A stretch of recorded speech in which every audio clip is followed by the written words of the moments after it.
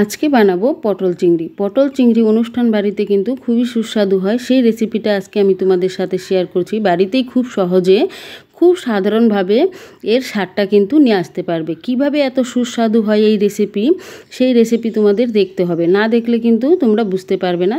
আর পুরো ভিডিওটা দেখলেই কিন্তু হুবহুব সেই রকমই টেস্ট পাবে, বরং তার থেকে বেশি সুস্বাদু হবে। গ্যারান্টি দিয়ে বলছি, এই পটল চিংড়ি একবার খাওয়ার পর তোমরা অবশ্যই আরেকবার বানিয়ে খেতে চাইবে। আমি কল্পনা মণ্ডল রান্নার রেসিপিতে সবাইকে স্বাগতম জানিয়ে আজকের ভিডিও শুরু করছি। এখানে আমি 250 গ্রাম চিংড়ি মাছ নিয়েছি। মাছগুলো ধুয়ে পরিষ্কার করে নিয়েছি। এবার মাছগুলোকে ভেজে নিব। কড়ার মধ্যে দিয়ে দিলাম তেল দিয়ে বেশ ভালো করে তেলটা গরম করে নিতে হবে। তারপর কিন্তু চিংড়ি মাছগুলো দিয়ে দিলাম। এবার দিয়ে দিলাম পরিমাণ মতো লবণ আর হলুদ। এই মাছগুলো খুব একটা বেশি কড়া করে ভাজতে হবে না, তাহলে কিন্তু তেমন একটা টেস্ট পাওয়া যায় না। মাঝারি মতন ভেজে নিবে, তাহলে কিন্তু চিংড়ি মাছের স্বাদটা খুব ভালোভাবে পাওয়া যাবে। তো এখানে চিংড়ি মাছগুলো দেখো ভেজে নিচ্ছি। এখানে আরেকটা টিপস, যেটা হলো খুবই আশ্চর্যজনক একটা বিষয়। চিংড়ির যে মাথাগুলো হয় আমরা কিন্তু সেটা ফেলে দেই, সেটা কিন্তু কখনোই ফেলে দিবে না। সেটা দেখো আমি বের করে মিক্সিতে পেস্ট করে নিয়েছি। এই পেস্টটা মাছের সাথে ভেজে নিব। এই পেস্টটা যদি তোমরা মাছের সাথে দিয়ে ভেজে নাও, তাহলে কিন্তু তরকারির যে স্বাদটা হয় সেটা কিন্তু অনেক গুণ বাড়িয়ে দিবে। এইভাবে মাছগুলো ভেজে নিব। এবার আলু আর পটল আমি কেটে নিয়েছি। পটলটা অর্ধেক করে ছাড়িয়ে তারপর পটলটা কেটে নিয়েছি। আলু পটল ধুয়ে পরিষ্কার করে রেডি করে নিয়েছি। এবার এই রান্নাটাতে মশলার মধ্যে দেখো আমি আদা আর রসুন, আদাটাকে থেতো করে নিচ্ছি। এবার পাটার মধ্যে বেটে নিব। যেহেতু এটা অল্প মশলা, মিক্সিতে তাই গুঁড়ো করিনি, পাটার মধ্যেই বেটে নিচ্ছি। আর বেটে মশলা রান্না করলে এর স্বাদ কিন্তু অনেক গুণ বেড়ে যায়। এটা আমি সবসময় ভিডিওতে বলে থাকি। তোমরা অবশ্যই এটা ট্রাই করতে পারো, তাহলেই বুঝতে পারবে যে এর স্বাদটা কতটা ফরক হয়। এবার মশলাটা নামিয়ে নিলাম। এবার নিয়ে নিব কাঁচা লঙ্কা আর পোস্ত। কাঁচা লঙ্কা আর পোস্ত এখানে আমি লাল পাকা লঙ্কাগুলো নিয়েছি, এটাও বেটে নিব। মশলা দেখো এদিকে রেডি হয়ে গিয়েছে। এবার অন্য পাশে মাছগুলো দেখে নিয়েছি। মাছগুলো কিন্তু জলটা অনেকটাই শুকিয়ে গিয়েছে। ওই কড়াইটাই মধ্যেই দিয়ে দিলাম তেল। মাছটা নামিয়ে রেখেছি। ওই কড়ার মধ্যে পরিমাণ মতো তেল দিয়ে পটলটাকে ভেজে নিব। পটল ভাজা তেমন একটা বেশি তেল লাগে না, তাহলে কিন্তু সামান্য অল্প তেল দিয়েই পটলটা ভেজে নিবে। পটলটাকে এইভাবে সবগুলোই দিয়ে তারপর ভেজে নিচ্ছি।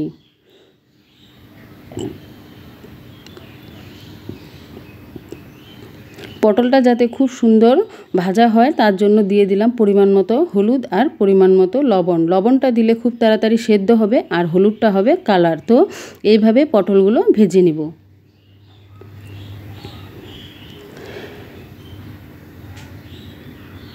গ্যাসের ফ্লেমটা এখানে মিডিয়াম করা আছে, তাহলে পটলটা খুব ভালোভাবে ভাজা হবে। মিডিয়ামে রেখেই পটলগুলো ভেজে নিলাম। পটলগুলো ভাজা হয়ে গিয়েছে, পটলটা তুলে নিচ্ছি।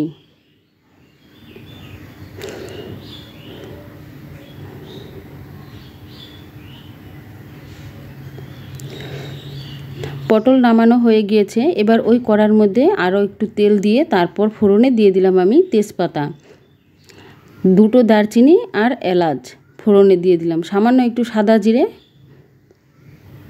এবার 2টো পেঁয়াজকে কুচি করে কেটেছি, পেঁয়াজ 2টোকে দিয়ে দিলাম। পেঁয়াজটা একটু লাল করে ভেজে নিব।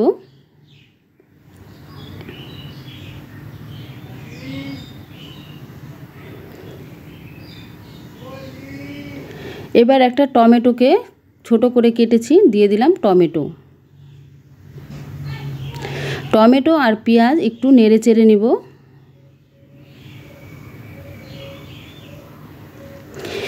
মশলা যে বেটেছিলাম আদা আর রসুন, পোস্ত, কাঁচা লঙ্কা, সব মশলা একসাথে করে এবার দিয়ে দিলাম পরিমাণ মতো হলুদ,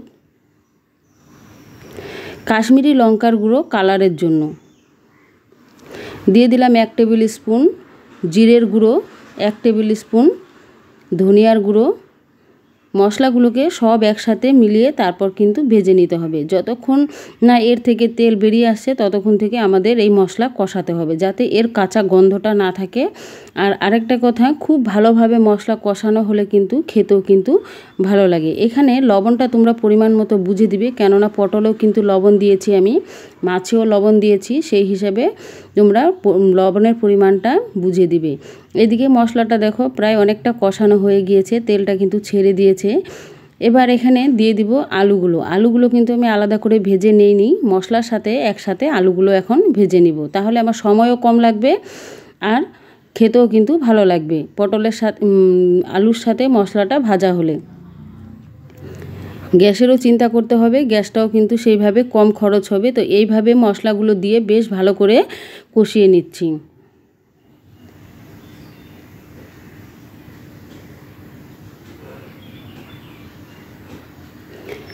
পটলটা ভেজে নেওয়ার কারণ হচ্ছে পটল কিন্তু না ভাজলে তাহলে কিন্তু খেতে তেমন একটা ভালো লাগে না, তাই পটলটা আমি ভেজে নিয়েছি। আলুটা কিন্তু এইভাবে মশলার সাথে কষিয়ে নিব, তারপর কিন্তু পটলটা দিব। আলু কষানো হয়ে গিয়েছে, এবার পটলগুলো দিয়ে দিচ্ছি। সব মশলা খুব ভালোভাবে নেড়ে চেড়ে নিব। তোমাদেরকে সত্যি বলছি, এই রেসিপি একবার যদি বানিয়ে খাও অবশ্যই তোমাকে কমেন্টে এসে বলতে হবে দিদিভাই সত্যি খুব ভালো হয়েছে।